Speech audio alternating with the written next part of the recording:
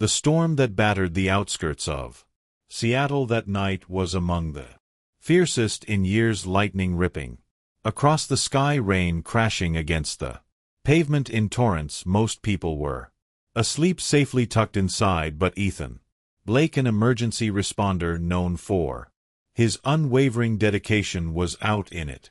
He wasn't even supposed to be working. A fellow team member had called in sick, and without hesitation Ethan had volunteered to cover the late shift. That was who he was, the kind of man who took his duty seriously, who never cut corners, even when no one was watching. So when he neared the end of his patrol and passed by the shuttered warehouses of the old freighty yard, he didn't rush through the route like most would have. His eyes stayed sharp, scanning out of habit and principle. That's when he saw it, just a flicker movement near a chain-link fence.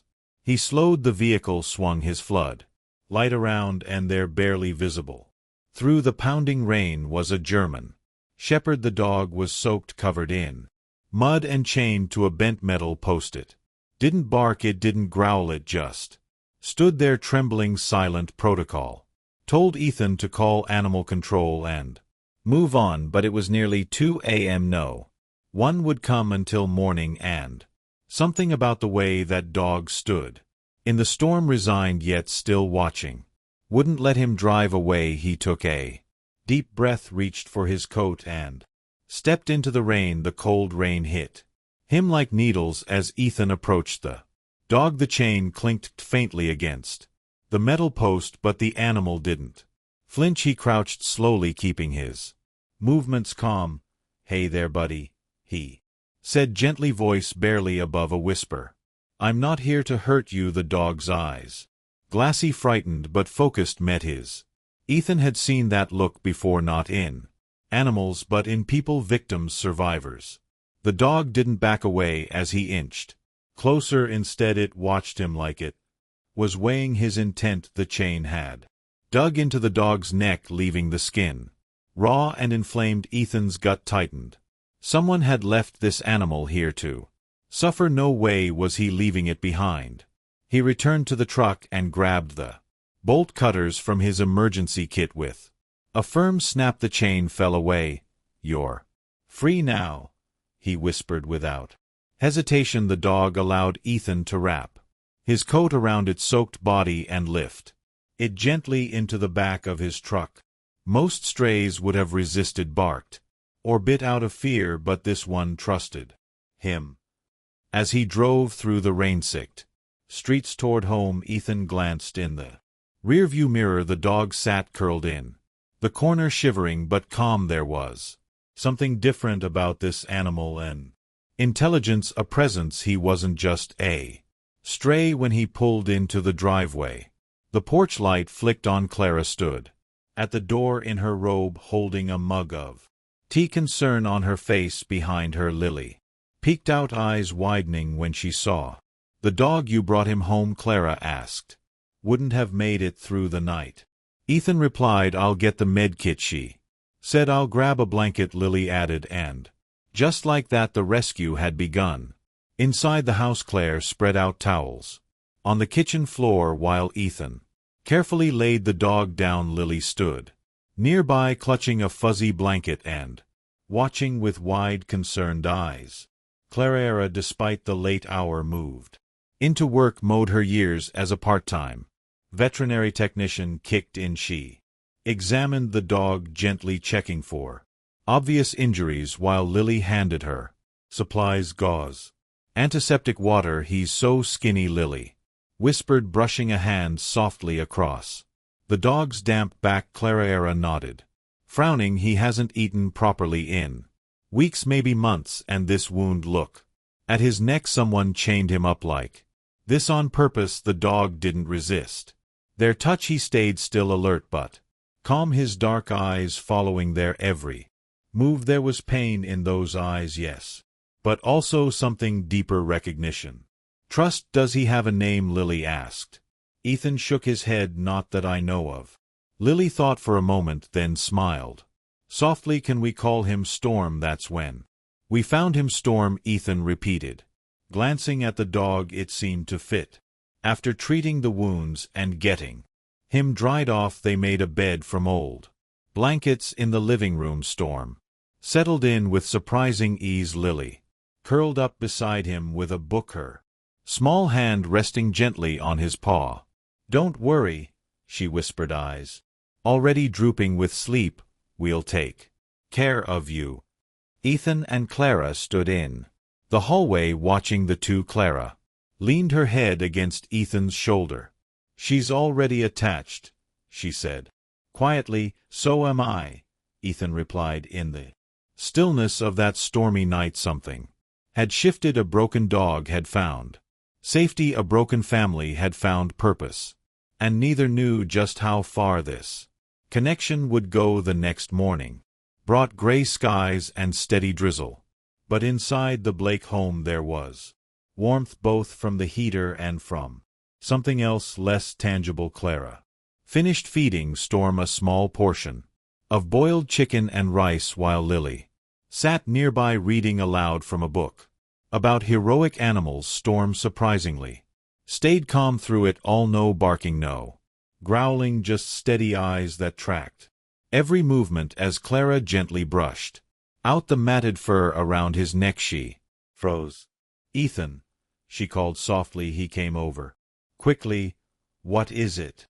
"There's something here." She leaned in closer, carefully parting the fur beneath the scabbed over skin. Faint black numbers were tattooed into Storm's shoulder, a military code. Clara murmured. Ethan's face tightened. "That's not a shelter ID."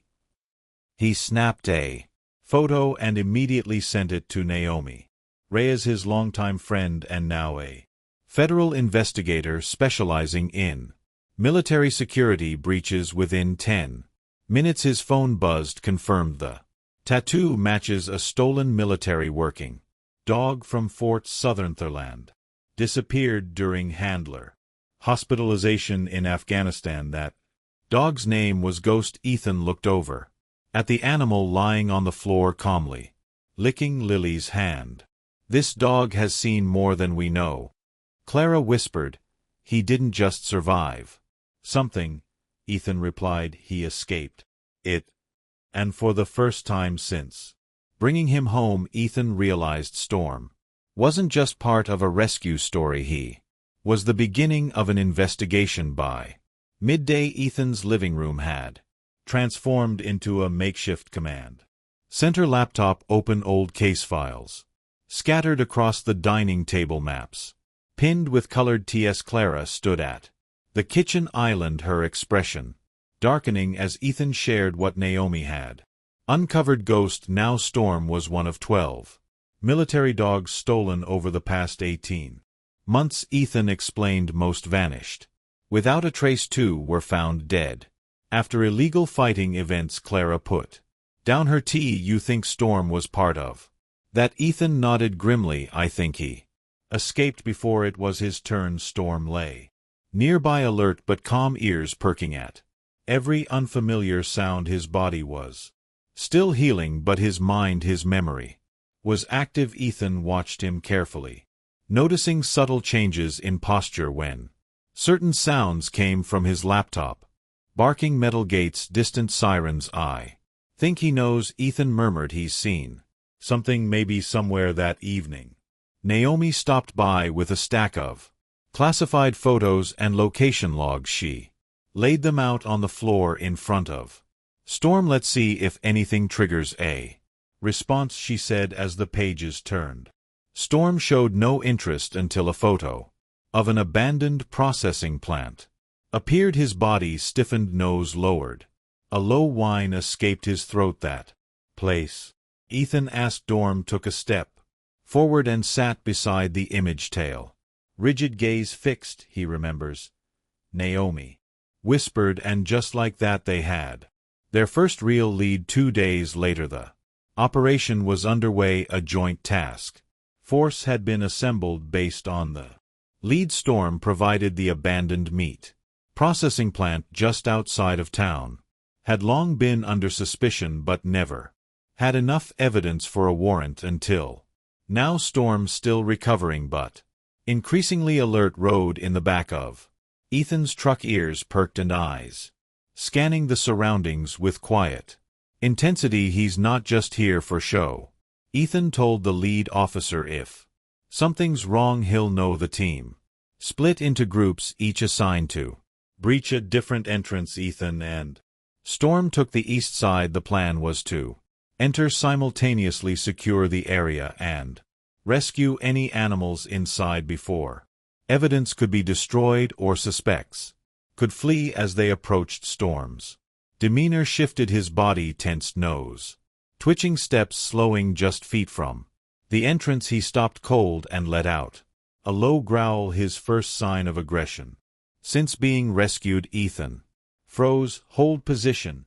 he said into the radio. A second later, the bomb squad, trailing behind, moved forward to investigate. What they found changed everything. Several pressure plate explosives had been rigged at the eastern entrance, designed to detonate with the first step inside. Storm had sensed it. The raid was immediately adjusted. Entry points were rerouted and the building was secured with minimal risk. Inside, officers discovered 6 dogs chained and injured, a makeshift fighting pit, and enough documentation to connect the operation to a regional criminal network. 17 arrests were made that night, but more importantly, lives were saved, both human and animal. After the suspects were taken away, Ethan crouched beside Storm, who was now calmly drinking from a bowl of water. You just saved us all, he whispered, resting a hand on the dog's shoulder. Storm didn't move, but his eyes, calm, focused, and utterly present, said everything. The news came on a quiet Tuesday morning, an official letter from the precinct inviting Ethan and his family to attend a special ceremony in the courtyard. Storm was being honored. Clara read the letter aloud at the breakfast table, her voice catching slightly when she reached the words, in recognition of bravery, service, and contribution to public safety. Lily's eyes sparkled. He's going to be a real police dog. Ethan smiled, brushing his hand gently over Storm's head. He already is. The past week had felt like a dream. Reports, interviews, follow-up investigations. Storm had become more than just a rescued dog. He was a key part of something much bigger, and to Clara and Lily, who had nursed him through those first fragile days, this moment was deeply personal. They had seen him broken, they had watched him heal. Now they would see him rise. At the precinct courtyard, the stage had been set with quiet dignity. Officers in uniform stood in formation. News cameras were stationed off to the side. Ethan arrived in a collared shirt, for once Clara by his side in a soft blue dress, and Lily practically bouncing in her shoes, proudly holding a hand-painted sign that read, "Storm, our hero."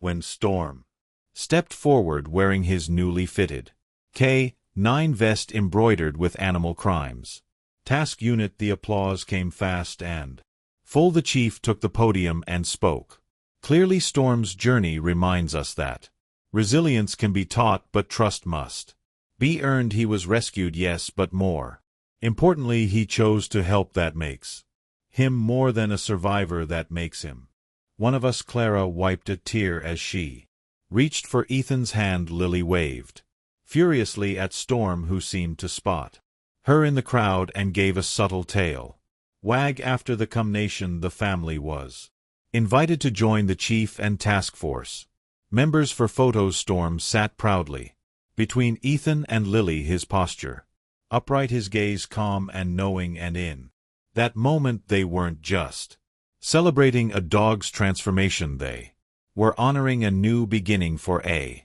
family, for a dog, and for every life they would help from that day forward. What started as one family rescuing a broken dog had grown into something much larger.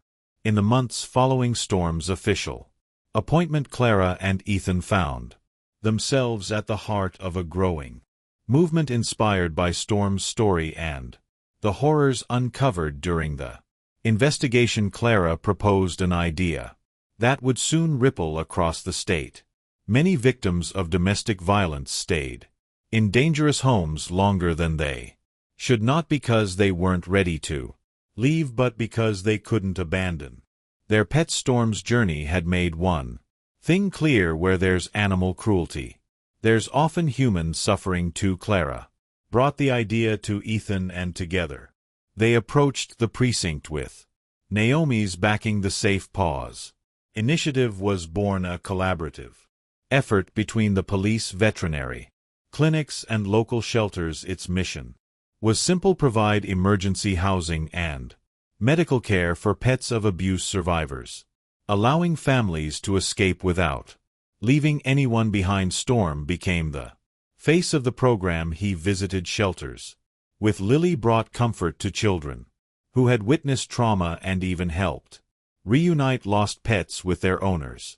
During recovery operations, the program quickly gained momentum. News outlets picked up the story, other cities reached out, and on the one-year anniversary of Storm's rescue, the first graduation ceremony of the Safe Paws program was held at the community center. 20 families, each with a story of struggle, survival, and a beloved pet, gathered to celebrate new beginnings. Ethan stood beside Storm, now a familiar figure in the community, while Lily handed out small certificates she had helped design. When the mayor gave her speech, she ended with, "This all started with one act of compassion, and that's all it ever takes."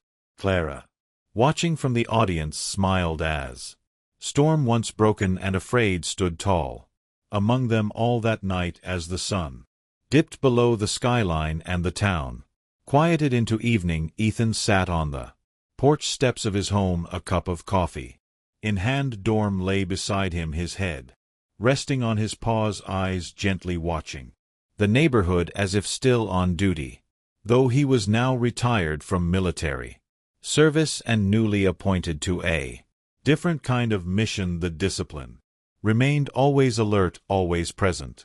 Ethan glanced down, smiling. "You've come a long way, haven't you?" He thought back to that night, the rain, the trembling figure in the dark, the split-second decision to stop. It could have been just another shift. He could have followed protocol, driven on, reported it, and left it for morning, but something in him had chosen to act, and that choice had changed everything. Storm had not only survived, he had healed, transformed, and led them to justice. He had helped strangers, saved lives, and brought a community together. Most of all, he had reminded them all of something simple but powerful: compassion isn't weakness, it's courage. From that single act came a chain reaction of healing, of hope, of change. Storm lifted his head and nudged Ethan's hand gently, as if agreeing. Ethan laughed quietly, rubbing behind his ears. "Yeah, partner, you knew it all along." They sat there as the sky faded into stars, man and dog, side by side, and in the stillness of that moment Ethan understood what so many had begun to see: the smallest act of kindness can echo further than we'll ever know. A year passed, the headlines faded, the news segments moved on, but inside a modest home nestled in the suburbs, the legacy of one stormy night still echoed quietly, steadily. Storm now spent his days working alongside Ethan on special investigations, greeting school children during safety talks, and curling beside Lily each night as she read stories aloud. He had no medals, no parade, just a soft bed, a family that loved him, and a life of purpose. Sometimes when new officers joined the precinct, the old-timers would tell the story not just of the dog but of the moment one man chose to see what others would have ignored, and always the story